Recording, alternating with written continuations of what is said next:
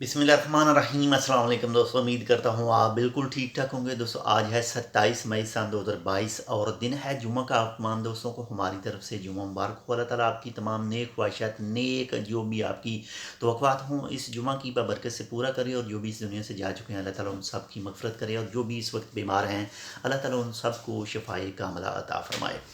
तो Oman civil aviation authority की तरफ से, यानी जो ओमान के एयरपोर्टों का एक महकमा है, उनकी तरफ से कहा गया है कि अगर कोई भी मुसाफिर, वो चाहे पाकिस्तान से आ रहा है, इंडिया से आ रहा है, बांग्लादेश से आ रहा है, किसी भी दूसरे मुल्क से सफ़र करके आ रहा है ओमान के अंदर, तो अगर उसके पास किसी भी तरह की कोई भी मेडिसिन मौजूद है, वो किसी भी टैबलेट के हवाले से, टैबलेट हो, कोई भी कैप्सूल वगैरह हो, कोई भी सिरप हो, तो उसके पास में जो एक डॉक्टर की तरफ से जो एक पर्ची दी जाती है, उसे उसमें मेंशन किया जाता है कि ये इसे ये मर्ज़ लाहक है और ये इसको मेडिसिन इस वजह से दी जा रही है। यानी डॉक्टर की हदायत के मुताबिक आपको जो भी अद्वियात दी जाती हैं वो आप अपने साथ लेकर आ सकते हैं। आप चाहे इंडिया से आ रहे हैं, पाकिस्तान से आ रहे हैं, जिस भी मुल्क से आ रहे हैं, लेकिन अगर आपके पास डॉक्टर की हदायत करदा मेडिसिन मौजूद नहीं है और आप अपनी मर्ज़ी से ही कोई टैबलेट वगैरह, कोई कैप्सूल वगैरह, कोई भी शरबत वगैरह अगर लेकर आ रहे हैं,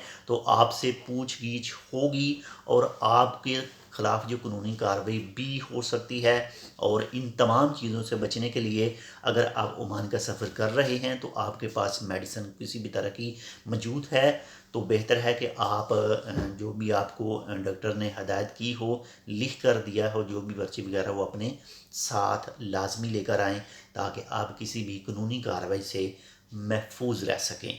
तो इंशाल्लाह मिलते हैं आपसे दूसरी अपडेट के साथ। जल्दी से जुमा की तैयारी कर लें, बस कुछ टाइम बचा है। तो अगर आपने अब तक हमारा ये channel tech with Urdu subscribe नहीं किया तो आप इसको सब्सक्राइब कर सकते हैं। मज़ीद ऐसी मालूमाती वीडियोज़ के लिए मिलते हैं आपसे दूसरी अपडेट के साथ। तब तक के लिए अल्लाह हाफ़िज़।